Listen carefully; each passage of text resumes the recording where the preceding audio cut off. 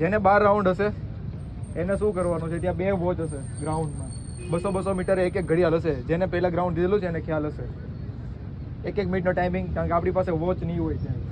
એટલે શું કરો, અહીંથી માનો કે 6 વાગે એક્ઝેક્ટ શરૂ થયું, 6 ને 1 ત્યાં 200 મીટરે, 6 ને 2 અહીંયા. આ રીતે તમે 1 મિનિટના ગાળામાં જો સ્પીડ મેન્ટેન કરતા શીખી ગયા તો 24 મિનિટની અંદર તમારું ગ્રાઉન્ડ કમ્પ્લીટ થઈ જશે. જેનો 13 રાઉન્ડ છે એ થોડુંક પ્લસ કરી દેવાનું. કેલ્ક્યુલેશન તો આવડશે ને ઓન ગ્રાઉન્ડ, તો મેચ રીઝનિંગની પ્રેક્ટિસ કરશો એટલે એટલું તો આવડશે ને. કારણ કે ત્યાં હું કહું છું 6 વાગે, અહીંયા 6 વાગે શરૂ નહીં થાય, 6:25 થશે, 7:48 થશે, 5:45 થશે. ત્યાંથી તમારે કેલ્ક્યુલેટ કરો કે 25 મિનિટ કેટલી થાય.